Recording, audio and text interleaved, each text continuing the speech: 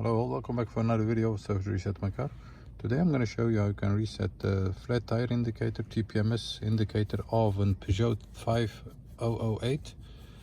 I'm going to show you how you can do it for yourself. Before we start, I want to mention our YouTube channel, Service Reset My Car.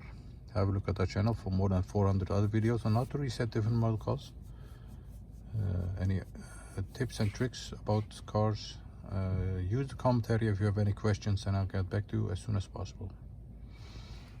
Okay, we had a flat tire and the indicator over here kept on popping up, the flat tire indicator, this one. I'm going to show you how you can get rid of that. First of all, turn the ignition on, then you have to use these buttons over here. There is the car button, this one. Press that.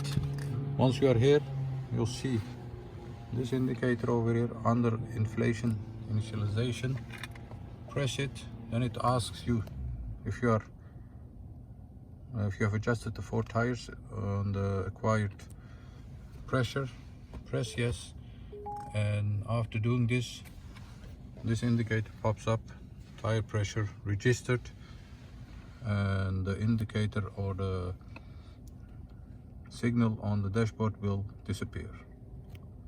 So once again, ignition off, turn the ignition on, go to this button, press it once, then this menu appears, pops up, press it, press yes, and once this appears on the instrument cluster, your flat tire indicator must have gone.